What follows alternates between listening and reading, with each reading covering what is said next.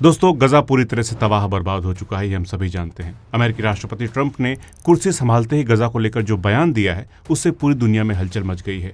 Trump ने गजा को तबाह करने की जगह कहा है और उसे पूरी तरह साफ करने की बात कह डाली है। शुरुआत में तो लगा कि ट्रंप शायद मजाक कर रहे हैं, लेकिन अब तस्वीर साफ हो रही है, क्योंकि इजरायली पीएम बेंयामिन नेतन्याहू अभी जब अमेरिका गए थे तो उनके साथ प्रेस कॉन्फ्रेंस में जो बातें सामने आई उन्होंने पूरी दुनिया को चौंका दिया। ट्रंप ने अब खुलकर कह दिया है कि अमेरिका गजा पर कब्जा करने के लिए तैयार है। The US will take over the Gaza Strip and we will do a job with it too.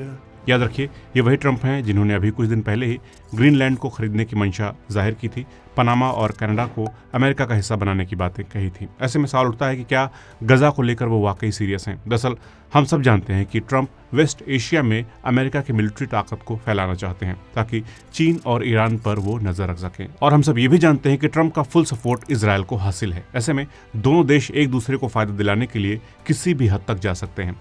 अब सभी को समझ आने लगा है कि जब इजरायल गजा में बमबारी कर रहा था तो अमेरिका ने उसे रोका क्यों नहीं। क्या गजा को साफ करना अमेरिका के भी प्लान में शामिल था ताकि वहां से लोगों को हटाकर वहां पर वो अपना मिलिट्री बेस बना सके? क्योंकि इसमें कोई दो राय नहीं है कि गजा एक ऐसी जगह पर मौजूद है जो स्ट्रेटेजिकली बहुत ही अहम साबित हो सकता है अमेरिका के लिए, क्योंकि यहाँ पर भले ही ऑयल रिजर्व ना हो, लेकिन इस इलाके में रहकर अमेरिका इनडायरेक्टली ईरान, रूस और चीन पर दबाव बना सकता है। लेकिन बहुत ही शर्म की बात है कि वहां रहने वाले फिलिस्तीनी लोग क्या चाहते हैं, इस बात का जिक्र तक नहीं हुआ। हालांकि अंतर्राष्ट्रीय कानून में इसकी इजाजत नहीं है कि किसी भी आबादी को जबरन हटा दिया जाए। दुनिया जानती है कि गजा पहले से ही उन फिलिस्तीनियों का घर रहा है जो इजरायल के बनने के दौरान अपने घरों से बेघर कर दिए गए थे। डोनाल्ड ट्रंप की योजना अगर लागू होती है तो इसका मतलब होगा कि इन फिलिस्तीनियों को अरब दुनिया या उससे कहीं दूर और भेज दिया जाएगा। ये प्लान न सिर्फ टू स्टेट सॉल्यूशन की पॉसिबिलिटी को पूरी तरह से खत्म कर देगा, बल्कि इसे अरब दुनिया और फिलिस्तीनियों के साथ नाइंसाफी के तौर पर भी देखा जाएगा। यही वजह है कि अरब देशों ने इस विचार को सिरे से खारिज कर दिया है। दरअसल अमेरिका इस वक्त कई फैसले लेने में जल्दबाजी कर रहा है। इससे उसके दोस्त कम होते जा रहे हैं और दुश्मन बढ़ते जा रहे हैं। इससे पहले वो कनाडा और मैक्सिको से दुश्मनों जैसा व्यवहार कर चुका है। इंडिया से गए इलीगल इमिग्रेंट्स को डिपोर्ट कर चुका है। इस पर इंडिया की तरफ से कोई बयान तो नहीं आया है, लेकिन दोनों देशों के बीच तल्खी जरूर बढ़ेगी। लेकिन इन सब देशों को तो वो मैनेज कर सकता है, लेकिन जिस देश को मैनेज नहीं कर सकता है वो है चीन। इस वक्त अमेरिकियों को अगर सबसे ज्यादा किसी की चिंता है तो वो है चीन। आइए बात करते हैं कैसे अमेरिका की नाक में दम कर रहा है चीन। दोस्तों, ये है टिनियन आइलैंड। पैसिफिक ओशन का ये आइलैंड बहुत मायनों में खास है। यहाँ का भी नॉर्थ फील्ड एयरबेस हुआ करता था, वही बेस जहां से अमेरिका हिरोशिमा और नागासाकी पर एटम बम गिराने वाले जेट्स तैनात किया करता था।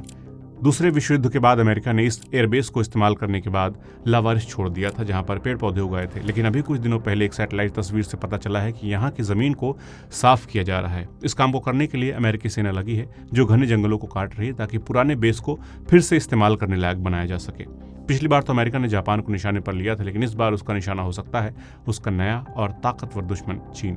एआई से लेकर मॉडर्न हथियारों तक अमेरिका को हर तरह से टक्कर दे रहा है चीन। उसके पास अब ऐसे हथियार हैं जो दूर तक अमेरिकी ठिकानों को आसानी से निशाना बना सकते हैं। इस खतरे को देखते हुए अमेरिका अपनी सिक्योरिटी को और मजबूत कर रहा है। जिस प्लान पर अमेरिका काम कर रहा है उसे कहा जाता है हब एंड स्पोक, यानी कि अपने हथियारों और मिलिट्री बेसिस को एक जगह न रखकर कई जगह फैला दो, जिससे अगर किसी बड़े अमेरिकी बेस पर हमला होता है तो अमेरिकी फाइटर जेट्स छोटे छोटे बेसिस से ऑपरेट कर सकेंगे और दुश्मन को कई दिशाओं से निशाना बना सकेंगे। अमेरिका अपनी सिक्योरिटी को मजबूत करने के लिए अपने छोटे बेसिस पर ध्यान दे रहा है ताकि जंग की हालत में वो इन बेसिस का इस्तेमाल करे और बड़े बेसिस से उसे हथियारों और बाकी ज़रूरी चीज़ों की सप्लाई होती रहे। ऐसे में दुश्मन के लिए उसे टारगेट कर पाना मुश्किल होगा। जैसे जैसे चीन अपने हथियारों का जखीरा बढ़ा रहा है, अमेरिकी इंजीनियर भी पैसिफिक ओशन में अपने पुराने एयरफील्ड को फिर से तैयार करने में जुट गए हैं।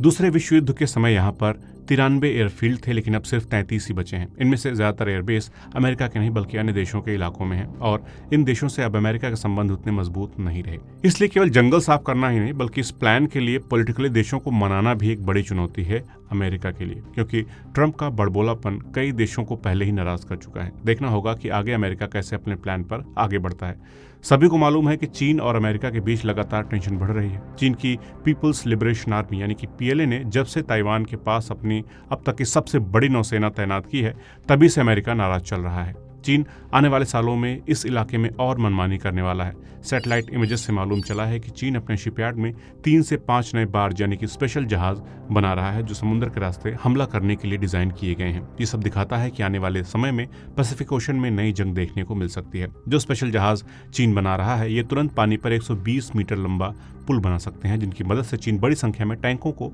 सीधे ताइवान की सड़कों पर उतार सकता है। ये एक यूनिक तरीका है क्योंकि इन जहाज़ों की मदद से चीनी सेना उन इलाकों में उतर सकती है जहां पहले पॉसिबल नहीं था। ये वजह है कि ताइवान की सेना और सरकार पूरी तरह हाई अलर्ट पर हैं। हाल ही में ताइवान के टॉप लीडर्स ने पैसिफिक ओशन का दौरा किया और सब जानते हैं कि अगर चीन और ताइवान के बीच टकराव बढ़ता है तो अमेरिका भी इसमें कूदेगा, जिससे पूरे पैसिफिक ओशन में जंग शुरू हो सकती है, वो भी तगड़ी वाली। ऐसा नहीं है कि चीन को अमेरिका की हरकतों का अंदाजा नहीं है, इसलिए चीन हैनान आइलैंड के सदर्न हिस्से में जो यूलिन नेवल बेस है जिसे 1955 में बनाया गया था और जो जगह चीन की नेवी का ठिकाना है, इसे चीन भी अलग तरीके से मजबूत करने में जुटा है ताकि वो अपनी नौसेना को और मजबूत कर सके और हर तरह के खतरे से निपट सके। आपको जानकर हैरानी होगी कि चीन ने यहाँ 200 से ज्यादा नए सैन्य ठिकाने बनाए हैं और पैसिफिक ओशन में अपनी ताकत बढ़ाने के लिए $50 अरब खर्च किए हैं। अमेरिकी नौसेना अभी भी दुनिया में सबसे ताकतवर है, लेकिन चीन की नौसेना तेजी से आगे बढ़ रही है और इससे अमेरिका की टेंशन भी बढ़ रही है। चीन का प्लान है कि 2030 तक वो पहली आइलैंड चेन और 2050 तक दूसरी आइलैंड चेन पर अपना कब्जा जमा ले। इसके लिए चीन तेजी से जहाज, submarine, aircraft carrier, missile, rocket और जेट्स बना रहा है। चीन की इस तेजी से बढ़ती ताकत ने अमेरिका को टेंशन में डाल दिया है। हाल ही में चीन की एयरफोर्स ने एक वीडियो जारी किया जिसमें एक परमाणु बम गिराने वाले जेट को गुआम में अमेरिकी एंडरसन बेस पर नकली हमला करते हुए दिखाया गया है। ये साफ दिखाता है कि चीन अपनी मिलिट्री पावर को लगातार बढ़ा रहा है और दुनिया में अपनी पकड़ मजबूत कर रहा है। दूसरे आइलैंड चेन में अमेरिका के कुछ सबसे इंपॉर्टेंट मिलिट्री बेसेस हैं, जैसे एंडरसन एयर बेस। ये ठिकाने अमेरिका के लिए इसलिए बहुत ज़रूरी हैं क्योंकि अगर पैसिफिक ओशन के इस इलाके में कोई जंग होती है तो यहीं अमेरिका अपनी सेना को तैनात करेगा और जंग की तैयारी करेगा। गुआम, जो ताइवान से 5000 किलोमीटर दूर है, पैसिफिक ओशन में अमेरिका की ताकत को बढ़ाने के लिए एक सबसे ज़रूरी जगह है। यही वजह है कि इस जगह पर चीन की भी नज़र है। हालांकि चीन की सेना अमेरिका के मुकाबले तकनीकी रूप से कमज़ोर है, लेकिन उनके पास बड़ी सेना है। इसके अलावा चीन ने मिसाइल टेक्नोलॉजी और ड्रोन्स में भी बहुत तरक्की कर ली है, जिससे वो अमेरिका के डिफेंस को तोड़ने की कोशिश कर रहा है। अमेरिका को भी ये बात समझ आ गई है, इसलिए वो गुआम के सिक्योरिटी को और मजबूत करने के लिए थार्ड, एजिस और पैट्रियट जैसे मिसाइल डिफेंस सिस्टम लगा रहा है। लेकिन अमेरिका ये भी जानता है कि सिर्फ डिफेंस करने से काम नहीं चलेगा, इसलिए वो अपने जेट्स को अलग अलग जगहों पर फैला रहा है ताकि चीन उन्हें एक साथ तबाह न कर सके। जैसा कि मैंने पहले भी कहा कि America hub and spoke system पर काम कर रहा है। इससे अमेरिका पर एक साथ एक जगह अटैक नहीं हो पाएगा और उसे जवाब देने का मौका मिल जाएगा। चीन भी अमेरिकी प्लान से वाकिफ है, इसलिए वो मिसाइल टेक्नोलॉजी को भी मजबूत करने में जुटा है, खासकर DF-26 और DF-17 मिसाइलों को। DF-26 को चीनी गुआम किलर कहते हैं क्योंकि ये 4000 किलोमीटर दूर तक मार कर सकती है। चीन के पास ये मिसाइलें 2021 में 300 थीं, लेकिन उसने 2022 में टोटल 500 गुआम किलर मिसाइलें बना ली हैं। अगर DF-17 की बात करें तो ये एक हाइपरसोनिक मिसाइल है जो बहुत तेज़ होती है और आसानी से पकड़ में आने वाली नहीं है। इसकी खासियत ये है कि मिसाइल उड़ते समय डायरेक्शन बदल सकती है, जिससे इसे रोकना बहुत मुश्किल हो जाता है। ये मिसाइलें एंडरसन बेस के लिए बड़ा खतरा हैं। अगर जंग होती है तो अमेरिका के 90% जेट्स ज़मीन पर ही बर्बाद हो सकते हैं और ये अमेरिका के लिए बहुत बड़ा नुकसान होगा क्योंकि पर्ल हार्बर के हमले में भी उसके सिर्फ 48% जेट्स ही तबाह हुए थे। सोचिए अगर 90% जेट्स तबाह हो जाएंगे तो जंग शुरू होने से पहले ही अमेरिका की हार हो सकती है। पैसिफिक ओशन का इलाका बहुत बड़ा है, लेकिन यहाँ समुद्र में लड़ाई कुछ खास जगहों पर ही होती है। दूसरे विश्व युद्ध के दौरान जापान ने इस इलाके के कई आइलैंड्स पर कब्जा कर लिया था, जिससे अमेरिका को बहुत मुश्किल हुई थी। लेकिन जब अमेरिका ने इन आइलैंड्स पर कब्जा किया तो उसने जापान पर बमबारी शुरू कर दी, जिससे जापान की हार हुई। आज ये आइलैंड्स फिर से अहम हो गए हैं। अमेरिका टिनियन, गुआम और पेलेल्यू जैसे आइलैंड्स पर अपने पुराने एयरफील्ड्स को फिर से चालू कर रहा है। फिलीपींस और ऑस्ट्रेलिया में भी अमेरिका ने नए मिलिट्री बेसेस बनाए हैं। इन सब का मकसद है कि अगर चीन से लड़ाई होती है तो अमेरिका के पास ज़्यादा जगह और रिसोर्सेज हों।